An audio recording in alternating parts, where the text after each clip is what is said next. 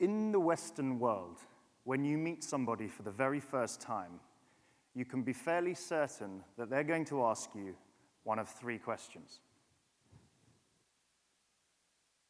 Give me one of those questions. What's your name? Where are you from, and what do you do? What do you do? What is your job? What is your career? What do you do for a living? It is a question that your society is obsessed with.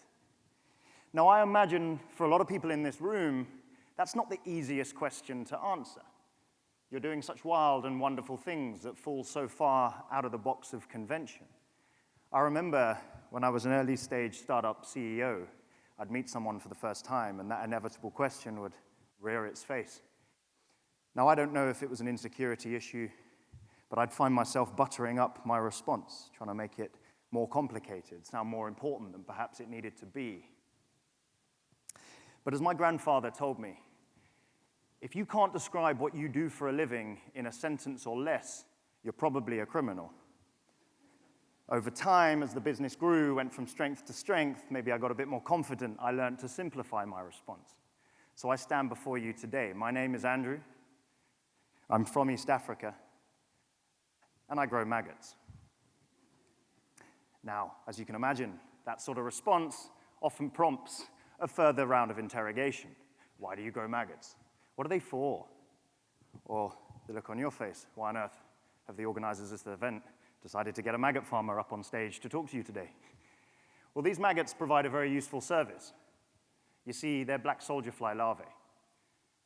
They consume waste, and they convert it into protein for animal feed. Beautiful in their circularity. They only produce one byproduct, and that's an organic biofertilizer that we sell to farmers to grow crops. That waste would have ordinarily ended up in landfill, where it breaks down into methane, nitrous oxide, greenhouse gases. 10% of all greenhouse gas emissions come from the food that we throw in the bin. But instead of converting it to methane, we're converting it into protein that we then sell as animal feed and replace soybean or replace fish meal. So that's a fantastic story.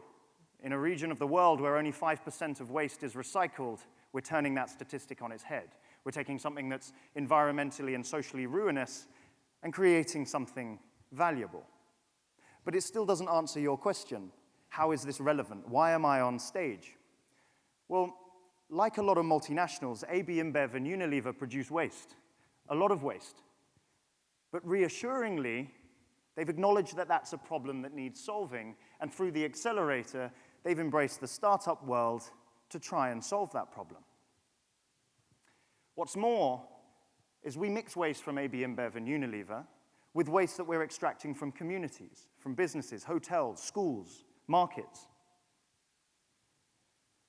If you'd have told me 5 years ago that you could solve 3 of the world's largest problems with a maggot, I would have laughed at you. But you find me another profitable mechanism of simultaneously solving Africa's waste problem, feeding our growing populations, and curbing climate change. Chanzi were at this event last year, so I know firsthand that yes, this may be the end of the Accelerator, but it's not the end of the partnership. What did Maisie just say? If you have a viable solution to these companies' problems, then create a business case and scale it. Chanzi started working with one brewery in Tanzania. That brewery was spending $150,000 a year disposing of waste. Fast forward 2 years, and not only is that brewery zero waste to landfill, but its waste disposal costs are zero. They're free. Sustainable business is unfortunately often tarnished with notions of inferiority. I hate that. We need to change that. We need to make sustainable solutions be the viable first option and not feel second-hand. Unilever have since joined the party, AB InBev Foundation, international governments. And we have created some pretty incredible lasting impact. Who would have thought that maggots could be such a good idea? But then again, what use is an idea if it remains an idea? if you don't develop it, nurture it, scale it. According to a report by Deloitte, the chances of a startup taking their idea and transitioning to scale up is 0.5%. Now, I don't say that statistic to try and scare you. Listen, the good news is that the Accelerator trawled through thousands of businesses and selected yours because they thought, yes, they're sustainable, but they are also scalable. I remember this time last year, after demo day, Chanzi had a bit of a reality check. Yes, we had a fantastic business, but it wasn't scalable.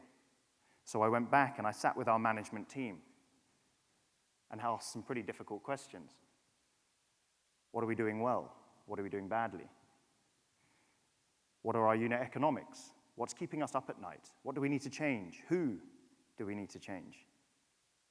See, change is often billed as a sexy word. Trust me, it's not. It's painful, it's difficult, but it's necessary. You see, the beauty of having a genuinely impactful and sustainable business is that you don't need to change the concept. You just need to get a lot better at doing what you are already doing. But here's the downside. If, like me, you chose to pursue a genuinely impactful, sustainable business that's solving real-world problems as your career, as your job, as what you do for a living, then the stakes just got a lot higher. It's no longer in your hands. It simply cannot remain just an idea.